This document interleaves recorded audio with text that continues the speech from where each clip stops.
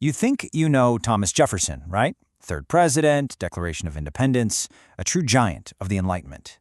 But what if I told you he had a secret project, something he worked on late at night in the White House, with a razor and some glue? He literally cut up copies of the New Testament to make his own version. He gave it a formal name, but today we just call it the Jefferson Bible.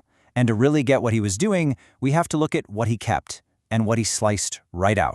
The title page itself gives us our biggest clue. It's not a retelling. The key word here is extracted. The life and morals of Jesus of Nazareth. So the big question driving this whole thing is, why? Why would one of America's most famous founders feel the need to take a razor blade to the Bible? So to figure out his motive, let's play detective.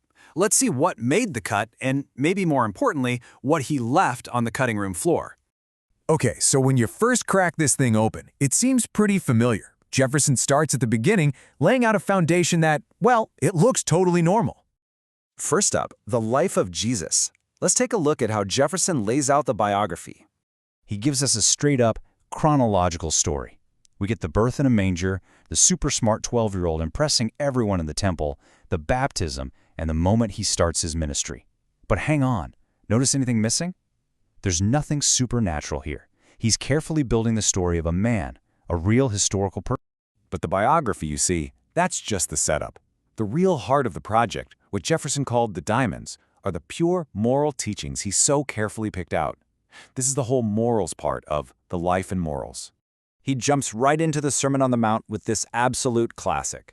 Now, for a guy who helped start a nation through a revolution, the idea of "blessed are the peacemakers" must have really hit home.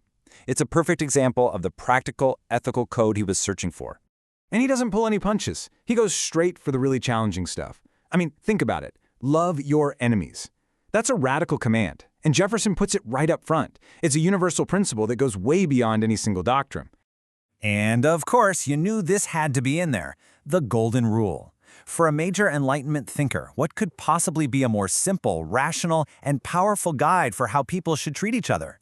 This was exactly the kind of universal truth he was looking for. And you see this pattern all through the book. Just look at this lineup. Limitless forgiveness, charity for strangers like in the Good Samaritan, humility over pride, and this focus on what's in your heart, not just putting on a show. Jefferson is meticulously building his case for a very specific kind of philosophy. So he's building this clear, consistent, ethical guide, a manual for being a good person.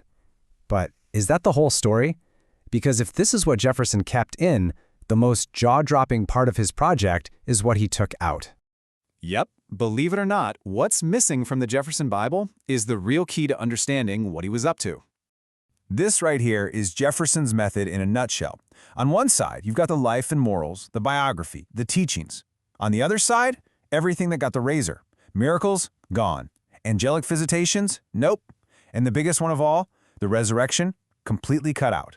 He kept the teacher, but he ditched the divine. And this might be the most powerful clue of all. This is it. The very last sentence in the entire Jefferson Bible. The story just ends. The tomb is sealed, and that's all, folks. No glorious morning, no empty tomb, no risen Savior. The story of the man, the teacher, is finished. So what in the world does this all mean? Well, when you finally see what he kept versus what he cut, Jefferson's true intention becomes crystal clear. Remember, Jefferson was a man of the Enlightenment, all about logic and reason. What he was doing here was a distillation. He wasn't trying to create a new religion or anything like that. This was a personal, intellectual project to pull out what he saw as the pure, amazing ethical teachings of Jesus, which he once called diamonds in a dunghill, and separate them from all the supernatural stuff he thought was added on later. And that really brings us to the heart of it all. For Thomas Jefferson, Jesus wasn't a divine figure to be worshipped. He was, quite simply, the greatest moral philosopher the world had ever seen. His teachings, once you stripped away the dogma and the miracles, were the most perfect code of ethics for all of humanity. And so we're left with this fascinating thing, a private book put together by one of history's most public figures. It shows us a man who wasn't just a politician or a revolutionary, but a deep thinker grappling with the massive ideas of reason and faith.